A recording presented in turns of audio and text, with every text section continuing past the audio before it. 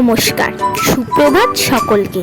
প্রথমে সাহাবাড়ি হেসেলের প্রতিটি সদস্যকে সাদর অভিনন্দন জানিয়ে শুরু করতে চলেছি আমাদের প্রথম রান্নার সিরিজ, মায়ের হাতের রান্না। আশা করি ভিডিওটি ভালো লাগবে তোমাদের। আর যারা অথেন্টিক কিছু বাঙালি রান্না শিখতে চাইছো তাদের জন্য তো থাক, আগে কিছু বলবো না, শুরু করা যাক। মা শব্দটার মধ্যে যেন একটা অনুভূতি লুকিয়ে আছে। কি ঠিক বললাম তো? আর যদি বলি মায়ের হাতের রান্না, তার তো স্বাদই আলাদা। ডাল ভাতেও যেন বিরিয়ানির সুপ। আরে বাবা, না না, ভয় পাবে না, তোমাদের এত ঘটা করে ডাল ভাত খাওয়াবো না। মা বলে শুভ কিছু শুরু মিষ্টি মুখেই করতে হয়, তাই আজকে তোমাদের শেখাতে চলেছি জিরার পায়েস। কি ভাবছো, জিরা আবার পায়েস একসাথে? সেটাও সম্ভব। চলো দেখে নিই তাহলে। পায়েস বানাতে আমাদের লাগবে দুধ, জিরা, চিনি, কাজু বাদাম, এলাচ, ঘি। প্রথমে আমরা দুধটাকে ফুটানোর জন্য বসিয়ে দিলাম। দুধটা ততক্ষণ ফুটতে থাক, চলো আমরা দেখে নিই জিরা কিভাবে বানাতে হয়।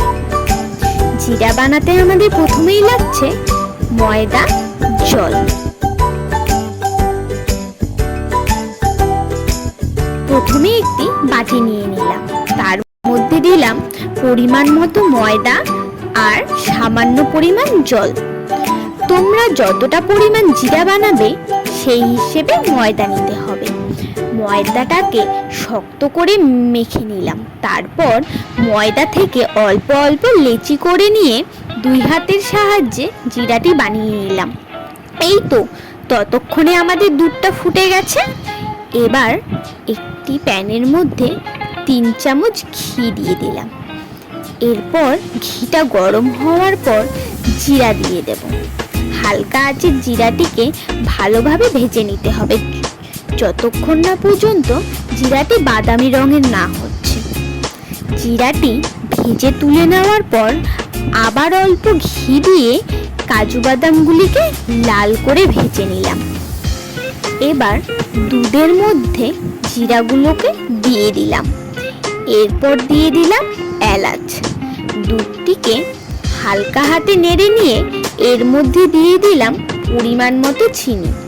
তোমরা যতটা মিষ্টি পছন্দ করো সেই হিসেবে চিনি দিতে পারো। দুধটিকে হালকা আঁচে 10 মিনিট ফুটতে দিতে হবে। আমরা দেখে নেব জিরাটি ভালোভাবে সেদ্ধ হয়েছে কিনা। জিরাটি ভালোভাবে সেদ্ধ হওয়ার পর দুধটি যতক্ষণ না ঘন হয়ে ক্ষীর না হয়ে আসছে ততক্ষণ দুধটিকে আমাদের ফুটতে দিতে হবে। এই তো, পায়েসটি আমাদের হয়েই এসেছে। এবার একটি বাটির মধ্যে পায়েসটি ঢেলে নিলাম। আগে ভেজে রাখা কাজু বাদামগুলো দিয়ে সাজিয়ে পরিবেশন করো জিরার পায়েস। ভিডিওটি ভালো লাগলে লাইক, সাবস্ক্রাইব আর কমেন্ট করতে ভুলবেন না যেন। দেখা হচ্ছে আরও নতুন কোনো রেসিপি নিয়ে। ততক্ষণের জন্য টাটা সবাইকে, ধন্যবাদ।